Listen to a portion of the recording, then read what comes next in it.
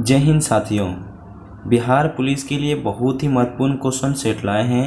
ये क्वेश्चन आपके लिए बहुत इंपॉर्टेंट है। देखिए 25 क्वेश्चन ये सेट है, इसमें से आपको कितना आता है देख लीजिए। टेस्ट देके आपका बहुत कम समय में टिक कर सकते हैं 25 क्वेश्चन सेट। आप स्किप नहीं कीजिएगा, 2 से 3 क्वेश्चन देख के नहीं जाइएगा। रिक्वेस्ट है आपसे पूरा देख लीजिएगा। ये 25 ही 25 बहुत महत्वपूर्ण क्वेश्चन जो कि एग्जाम में बार पूछे जाने वाले प्रश्न लाते हैं।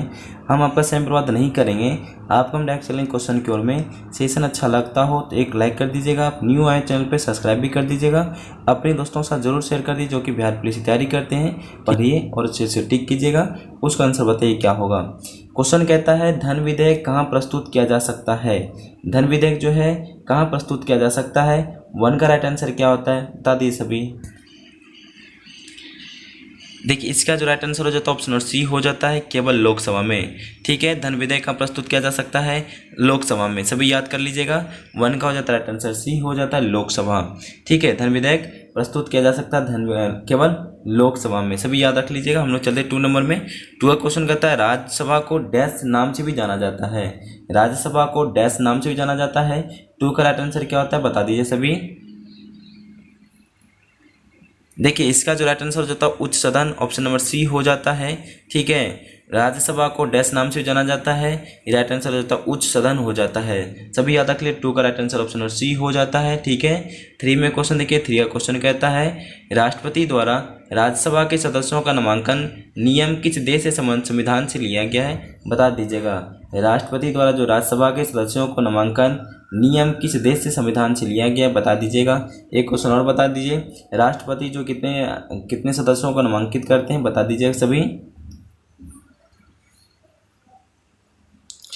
देखिए इसका जो राइट आंसर हो जाता है ऑप्शन नंबर बी हो जाता है, आयरलैंड हो जाता है, आयरलैंड से लिया गया है। ठीक है, राष्ट्रपति 12 सदस्यों का नामांकित करते हैं, सभी याद रख लीजिएगा।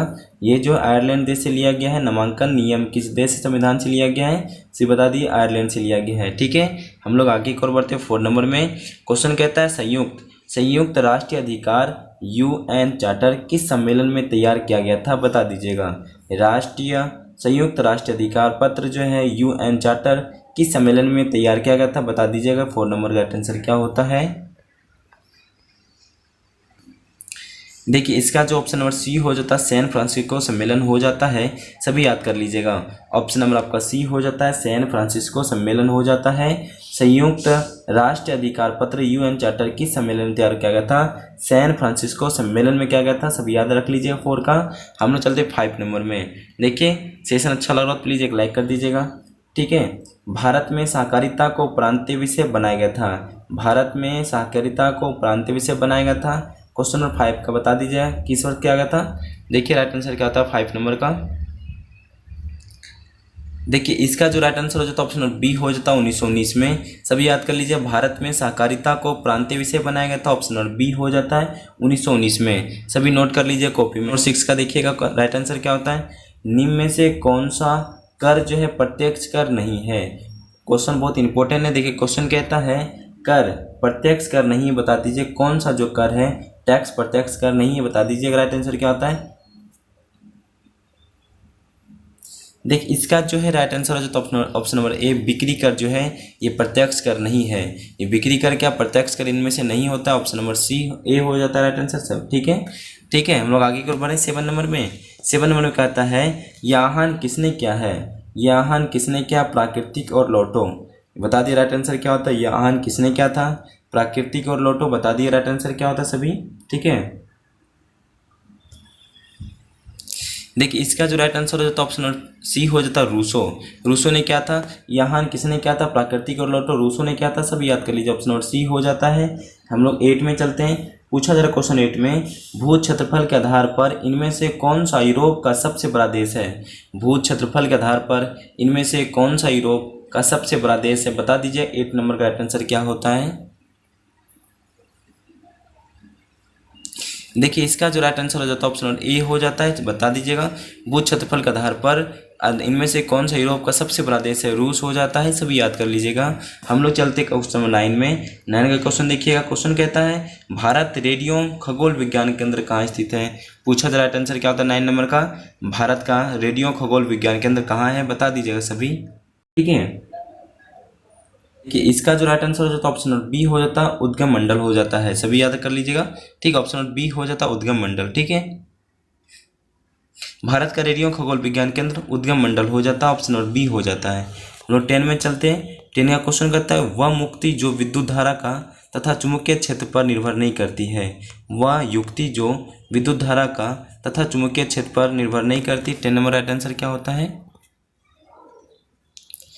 इसका हो जाता है ऑप्शन नंबर डी हो जाता तापीय पुंज हो जाता है, ठीक है। इसका राइट आंसर हो जाता है तापीय पुंज हो जाएगा, ठीक है। 10 नंबर राइट आंसर हो जाता है तापीय पुंज। सभी याद कर लीजिए 10 नंबर का। 11 का क्वेश्चन देखिएगा, गति के दौरान किसी कार के टायरों का वायुदाब क्या होगा? गति के दौरान किसी कार के टायरों का वायुदाब क्या हो? 11 नंबर का देखिए राइट आंसर क्या होगा। इसका जो राइट आंसर ऑप्शन ए हो जाता है बढ़ जाता है। क्या हो जाएगा? बढ़ जाता है। गति के दौरान किसी कार के टायरों का वायुदाब क्या होता है? बढ़ जाता है।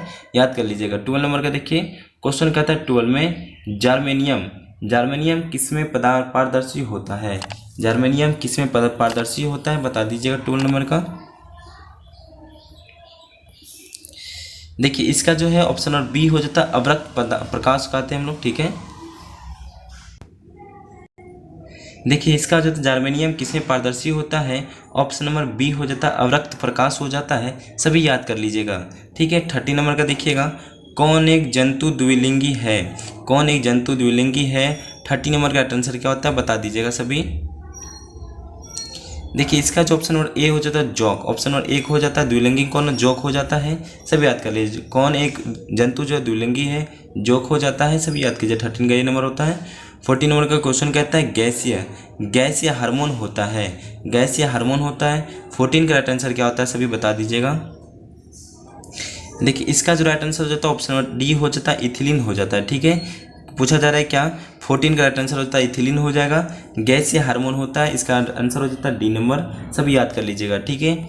हम लोग चलते हैं 15 नंबर का क्वेश्चन कहता है हीमोफीलिया किसका एक उदाहरण है? हीमोफीलिया किसका एक उदाहरण है? 15 नंबर का देख लीजिएगा राइट आंसर क्या होता है। देखिए इसका जो हो जाता है ऑप्शन नंबर बी हो जाता है अनुवांशिक रोग हो जाता है। सभी याद रख लीजिएगा, इसका अनुवांशिक रोग हो जाता है। हेमोफीलिया जो है किसका एक उदाहरण है? अनुवांशिक रोग हो जाता है, अनुवांशिक रोग होता है। सभी याद कर लीजिएगा, ठीक है। अनुवांशिक रोग होता है।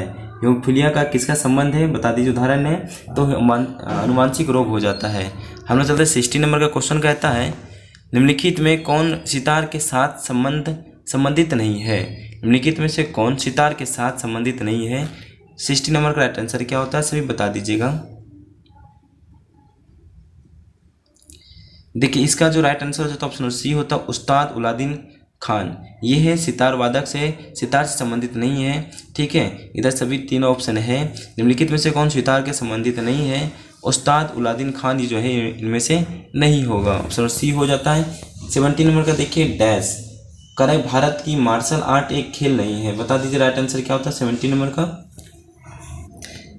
इसका जो राइट आंसर हो जाता है option number D Jailhouse Rock हो जाता है। सभी याद कर लीजिएगा, इसका डैश भारत की मार्शल आर्ट एक खेल नहीं है, जेल हाउस रॉक जो इनमें से नहीं है भारत का, सभी याद कर लीजिए ऑप्शन नंबर डी होता है। 18 नंबर का देखिएगा विश्व विरासत स्थल विलिसिका और बोम किस खेल राज्य से स्थित है बता दीजिएगा। ऑप्शन देखिए क्वेश्चन को समझिएगा ध्यान से। विश्व विरासत स्थल जो है वेलिसिका जो है और वोम किस राज्य से स्थित है बता दीजिए। 18 का राइट आंसर क्या होता है? देखिए इसका जो राइट आंसर हो जाता है ऑप्शन ए हो जाता है गोवा। सभी याद कर लीजिए, गोवा हो जाता है 18 नंबर का, ठीक है। हम लोग 19 में चलते हैं। 19 में क्वेश्चन कहता है क्या है? कौन सुमेलित नहीं है बता दीजिएगा, इनमें से कौन सुमेलित नहीं होगा। राइट आंसर क्या होता है 19 नंबर का। देखिए इसका जो right answer option number B हो जाता है, ये जो है सम्मिलित नहीं है। सभी याद देख लीजिएगा। वार एंड पीस जो है इसमें से शामिल नहीं है। इसमें wealth of nation Adam Smith का, ये तो सभी को पता होना चाहिए, तो ठीक है। एक ऑप्शन नंबर बी गलत है, देख लीजिएगा, ठीक है। चलते हैं हम लोग 20 नंबर का। 20 नंबर क्वेश्चन कहता क्या है? नेशनल डिफेंस अकादमी कहाँ स्थित है? नेशनल डिफेंस अकादमी कहाँ स्थित है? देखिए 20 नंबर राइट आंसर क्या होता है बता दीजिएगा। देखिए इसका जो राइट आंसर ऑप्शन ए हो जाता है पुणे में है। नेशनल डिफेंस अकादमी कहाँ स्थित है? पुणे में। सभी याद कर लीजिएगा, ठीक है। नेशनल डिफेंस अकादमी जो है पुणे में है, देख लीजिएगा वह, ठीक है, याद कर लीजिएगा। 21 का देखिए क्वेश्चन कहता है सॉरी 21 में कहता है प्रथम भारतीय संप्रेषण सैटेलाइट एप्पल छोड़ा गया था। किस ओर छोड़ा गया था देख लीजिएगा, प्रथम भारतीय संप्रेषण सैटेलाइट एप्पल छोड़ा गया था। 21 का राइट आंसर क्या होता है बता दीजिएगा सभी।